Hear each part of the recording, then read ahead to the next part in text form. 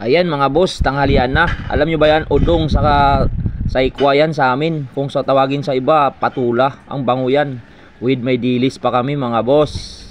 Saka ito talaga pinakawan tapa na baboy ramo. Ayan boss, oh, tingnan nyo.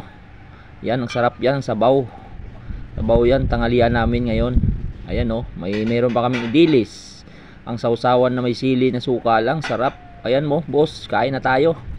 Naka isang balde agad ako dyan mga boss. Kuha agad isang balde. Ayun boss, oh, kain tayo mga boss. Takam na ako, lunok na ako ng laway ko dyan mga boss. Ayan oh, no?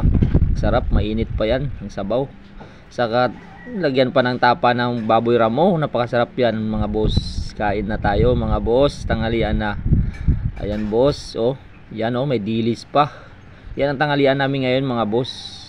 Kasi hindi kami kumain ng umagahan. Nagkape lang kami. Ayan mga boss oh, may suka pa. Sarap yan.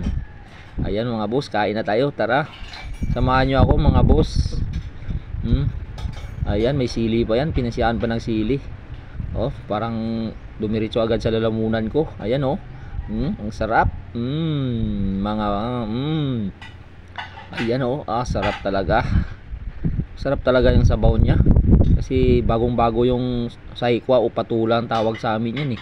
Ayan o, naubos ko na yung kanin ko. Nakatatlong balde ako dyan. Tatlong balik ako dyan. Pangatlo ko na yan mga boss. Paubos na rin yan. Saka pinisaan pa ng dalawang sili.